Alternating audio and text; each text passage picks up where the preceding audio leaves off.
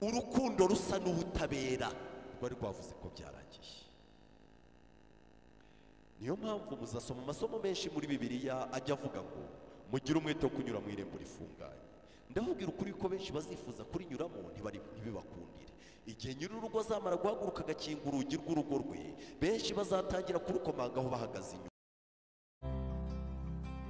Welcome Zibuka TV. Please subscribers. Bavuga bati mwami dukingurire, nawe azababwira ati simbazi sinigeze no kubamenya. Bazamubwiraga bati ko twariraga imbere yawe tukanywera imbere yawe ukigishiriza mu nzira z'iwacu. Azabwira ati nimumve imbere mwankoze zibi bimwe, ntabwo nigeze kubamenya. Niyo mpamvu amasomo menshi ajya avuga ibyo kugira umwete. Mu Baheburayo igice cya 2 umurongo wa 1 avuga ngo nuko mugira umwete wo kwita ku byo mwumvise, kugira ngo mudatemanwa mukagenza gute mukabivanwamo. Impamvu abantu basabwa kutazarira ngo babishyire ejo, nuko uyu munsi imbabazi zishobora kuzagera ubwo zinginga umuntu ubuheruka, zikumvikanisha buheruka irarika ryazo. Hari isomo nigeze nganirira abantu nifuza kongera kubabwira ho gakeya, rivuga ibyerekeranye n'abanyamahanga ndetse n'abayuda. Dore ko mbabwiye igihe cy'abayuda imyaka 490, mbabwiye icyo Imana yibahereye ni ukugira ngo ibicumuro bicibwe, ni ukugira ngo ibyaha bishire, ni ukugira ngo gukiranirwa gutangirwe impongano, ni ukugira ngo haze gukiranuka kwiteka. Kandi iyo myaka yabo yarangiye uwo mugambi, ariko imyaka yirarangira. Nuko Imana itoranya abanyamahanga ibabwira umugambi nk'uwo wa wundi yagize kuva kera kose. Byatumye itoranya uwo bita Abeli, bituma itoranya Seti ngo asimbura Abeli, yifuza yuko mu isi haba abantu bubaha Imana. Ariko byagiye bigaragara ko umugambi w'Imana utsindwa, kugeza ubwo no mu bisi no mu banyamahanga byananiranye. Ndifuza kubabwira isomo nigeze mvugana n'abantu bamwe, ryanditse mu butumwa bwiza bwa Yesu, bwanditswe na Yesu igice cya bwanditswe na Matayo. Ubutumwa bwiza bwa Yesu bwanditswe na Matayo igice cya 24 umurongo waho wa 32. Abo twarivuganye bari bwihanganire kongera kuryumva, ariko ndagira ngo nongere mbabwire ibintu Bibiliya ivuga ku Bayuda no ku banyamahanga. Iri somo riravuga ngo nimurebere ku mutini niwo cyitegererezo.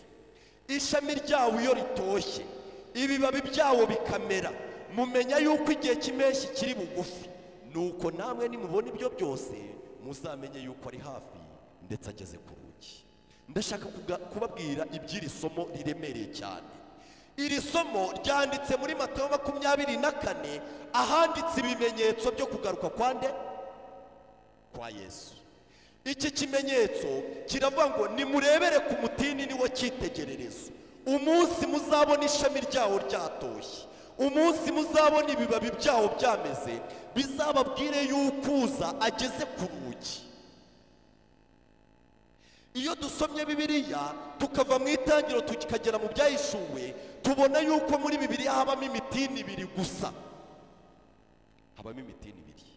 Muri iyo mitini 2 iba muri Bibiliya habamo umwe uvugwa n'iri somo rivuga ngo nimurebere ku mutini niwo cyitegererezo. Hari igihe abantu bajya baho batagira umutini wo kwireberaho, bityo uzaza akazagera ku rugi batabizi ko yaje. Ariko Bibiliya ibwira umuntu wese wifuza kuzagira amaherezo meza, iramubwira iti nyamuna uzajya urebera ku mutini, umunsi uzabona ishami ryawo ryatoshye, umunsi uzabona ibibabi byawo byameze. Ni kimwe mu bimenyetso bizaranga yuko Yesu agiye kugaruka kandi ageze ku rugi. Umutini wa mbere wanditse muri Bibiliya wanditse muri Matayo igice cya 21 umurongo wa 18. Reka mubumbure Bibiliya zanyu muhagere. Umutwe w'ayo magambo uravuga ngo umugani w'umutini warumbye. Yesu avuga iby'umutini. Matayo igice cya 21 turasoma ku murongo wa 18. Nimurebere ku mutini niwo cyitegererezo. Niryo somo tugiye kumva icyo rivuga. Ndagira ngo twongere turebe iby'abanyamahanga ndetse n'iby'abayuda. Iryo somo riravuga ngo 21 umurongo wa 18. Mwahageze? Bukeye bwaho mu gitondo kare asubira mu murwa arasonza, abona umutini iruhande rw'inzira, arawegera asanga utari imbuto keretse ibibabi gusa. Arawubwira ati ntukere imbuto iteka ryose, muri ako kanya ugenza ute? Muri ako kanya uruma. Iyo usomye ku mutwe w'iri somo bakurangira yuko uyu mutini unanditse muri Mariko igice cya 11 umurongo wa 12. Ariko ndagira ngo mbabwire undi mutini uba muri Bibiliya utandukanye n'uyu wanditse muri Luka igice cya 13. Uriya ariko murawumvise neza. Ndagira ngo nze mbabwire umutini w'icyitegererezo, ndababwira n'ibyo muzawurebaho, umunsi muzabibona muzamenye yuko uza ageze ku rugi agaruka. Igice cya 13 cy'ubutumwa bwiza bwa Yesu bwanditswe na Luka umurongo wa 6. Umugani w'umutini warumbye. Kandi abaciriye umugani ati, hariho umuntu wari ufite umutini mu ruzabibu rwe, bukeye araza awushakaho imbuto arazibura. Abwira umuhinzi ati, dore none uyu ni umwaka wa 3 nza gushaka imbuto kuri uyu mutini sinzibone, uwuce urakomeza iki kunyunyuriza ubutaka? Nawe arabasubiza ati, databuja uwureke uyu mwaka nawo nkuhingire nkufumbire, ahari hanyuma ushobora kuzera imbuto, icyakora nutera uzajya. Iyo dusomye iri somo tubona yuko muri Bibiliya yose ryanditse ahantu ryanditse muri Luka gusa. Uyu mutini warumbye ugashakwaho imbuto zikabura, maze umuhinzi akawusabira imbabazi igihe cyo kwihanganirwa, wanditse muri Luka 13 gusa, nta handi hantu mu butumwa bwiza ugaragara. Wanditse muri Luka 13 umurongo wa 6 gusa. Ariko umutini wabuzweho imbuto ntiwihanganirwa ukavuma ukuma, wanditse muri Mateyo 21 umurongo wa 18, ukanandikwa muri Mariko 11 umurongo wa 12. Iyi niyo mitini ibiri gusa iba muri Bibiliya. Muri iyi mitini ibiri habamo umwe uvugwa n'iri somo rivuga ngo nimurebere ku mutini niwo umunsi muzabona ishami ryawo ryatoshye, mukazabona ibibabi byawo byameze, muzamenye yuko uza ageze ku rugi aza. Muzamenye ko ageze ku rugi aza. Iyi mitini uko ari ibiri ifite ikintu kimwe ihuriyeho, ikagira n'ikintu kimwe itandukaniyeho. Yose Bibiliya itubwiye yuko bayishatseho imbuto bakagenza bate? Bibiliya yavuze ku mutini wa mbere ngo akigenda abona umutini iruhande rw'inzira, arawegera akeka yuko uriho imbuto, igasanga uriho ibibabi gusa. Arawubwira ati, ntukere imbuto iteka ryose, muri ako kanya uruma. Umutini wa kabiri bavuze ngo maze Yesu abacira umugani ati, hariho umuntu wari ufite umutini mu ruzabibu, ngije abwira umuhinzi ati, dore none uyu ni umwaka wa 3 nza gushaka imbuto kuri uyu mutini sinzibone, uwuce urakomeza iki kunyunyuriza ubutaka? Nuko umuhinzi abwira nyiri umutini ati, databuja uyu mutini wihanganire, nubwo ibyo wakorewe byari bikwiriye gutuma wakagombye kuba wareze, nubwo kuba utareze itabona icyo wireguza, ariko nzongera nkuhingire, nzongera nkufumbire, nta wamenya ahari ushobora kuzera iki. Icyakora nutera nyuma yo kongera guhinga no kongera kuwufumbira, ntacyo uzaba umaze rwose, uzawuce.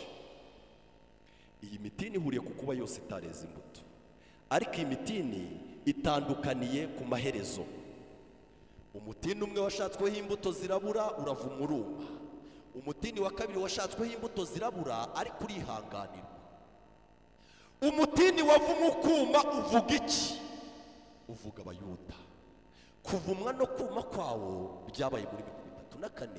Niho rwose uyu mutini bawushakashatseho imbuto, maze barazibura, barangije barawuvuma uruma. Nukurangira kw'imbabazi ku Bayuda muri 34, Pawulo agatangaza mu ruhame ngo ubwo mwanza agakiza imyaka 490 mwahawe ikabirangiye, akaba nta kintu Imana itabakoreye, abahanuzi bakaba barabisikanye ngo barebe ko mwakira, bikaba bigaragaye yuko mwatereye agati mu ryinyo, yuko mwageretse akaguru ku kandi, yuko mwabihirikiye hirya nkaho bitabareba. Uyu munsi agakiza ku Bayuda kararangiye. Duhindukira iki?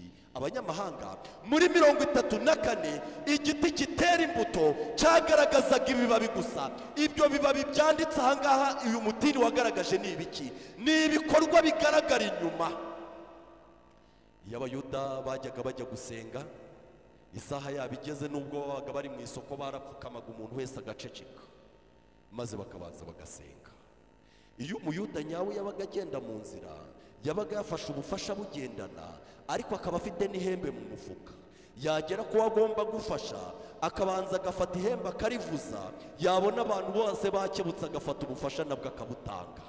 Ibi bintu byagaragaraga inyuma byatumaga abaroma babona abayuda bati dore ubwoko bw'Imana bwatoranijwe, dore abantu badasa natwe bazajya mu ijuru. Bibiliya ivuga ngo na Yesu ntiyapfuye kumenya ko udafite imbuto, ahubwo aravuga ngo maze arawege. Abandi bose bari bazi yuko uyu mutini ufite imbuto, umuntu wavumbuye yuko uyu mutini udafite imbuto, yuko ibibabi bigaragara inyuma nta kintu kiri imbere muri byo, ni Yesu wenyine, kandi nawe byamusabye kuwegera. Asanga ntugira imbuto, asanga ufite ibibabi gusa, arawubwira ati ntukere imbuto iteka ryose muri ako kanya uruma.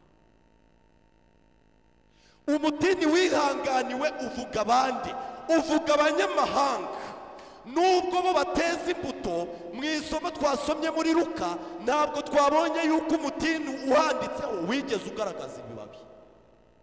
Oya, bari abapagani badashobora kujya impaka batumva mu bireba nabi turi abakirisitu, bari abapagani bazi ko ari abanyabyaha. Uwo mutini utaragaragaje ibibabi ukaba rwose wari igiti kirera, uwo mutini igihe wari ugezweho bakawushakashakaho imbuto bakazibura, bikagaragara yuko nyiri umutini avuga ati reka tugice. Ugihingira yaravuze ati cyihanganire. Bivuga ubwoko bwihanganiwe ni abanyamahanga. Kandi se iyo Bibiliya ivuga ngo nimurebere ku mutini niwo cyitegererezo, ni bande babwirwa kurebera ku mutini? Kandi umutini wo kureberwaho ni uwuhe? Ababwirwa kurebera ku mutini ni abagereranywa n'igiti cy'umutini wihanganiwe, nibo babwirwa kurebera ku giti cy'umutini wumye. Igiti cy'umutini wumye nicyo giti cy'icyitegererezo. Iri somo rivuga ngo nimurebere ku mutini, umutini w'icyitegererezo wo kumenya yuko uzageze ku rugi ni umutini wavumwe ukuma. Ndagira ngo mbabwire ubuhanuzi, umunsi muzabona abayuda bamwe bagarutse ku mukiza bakihana gukiranirwa kwabo, bakigaye uburyo baruhije Imana, bakigaye uburyo banze umukiza kandi aribo yavukiye, bakihanira imbere y'Imana mu mitima yabo, kizaba ari ikimenyetso simusiga yuko Yesu agiye kugenza gute kugaruka. Umunsi amashami y'igiti cyari cyarumye muzabona atoshye, mukazabona ibibabi by'igiti cyari cyarumye bimeze, muzamenye inshuti yanjye yuko uzageze ku rugi, muzamenye yuko ibyahanuwe byose byarangiye. Mbese ni kimwe mu bimenyetso by'uko Yesu agiye kugenza ate, by'uko Yesu agiye kugaruka, nuko uzatoha ku giti cyumye, kw'amashami y'igiti cyumye, nuko uzamera kw'ibibabi by'igiti cyagenje gute. Iryo ni ubuhanuzi bwanditse muri Bibiliya, bwanditse mu bitabo by'umwuka w'ubuhanuzi, yuko kimwe mu bimenyetso by'uko Yesu azaba agiye kugaruka ari uko abayuda banze Mesiya ku mugaragaro, bakamubamba bavuze bati nta mwami tugira keretse Kayizari, bakabwira Pilato baturamuka utamwishyura butari inshuti ya Kayizari. Umunsi mu mitima yabo bazongera kumenya yuko babambye umukiza, bakamenya yuko bahemukiye Imana, bakihana gukiranirwa kwabo, nubwo hatazagaruka abayuda bose, ariko abagereranywa n'amashami ntabwo ari igiti kizongera gutoha, ahubwo biravuga ngo umunsi muzabona amashami yakegenjeje ate atoshye, mukazabona ibibabi byacyo bimeze, maze abantu bamwe bakagaruka ku mukiza, kizaba ari ikimenyetso simusiga yuko Yesu agiye kugaruka. Uzajya ubikurikirana mu binyamakuru, uzajya ubyumva mu byuma bitangaza amakuru, uzajya uhora ukurikirana niba igiti cyumye cyaba cyaratangiye gutoshya amashami, kuko byaba ari ikimenyetso cy'uko Yesu agiye kugira ate, ni ikimenyetso cy'imperuka.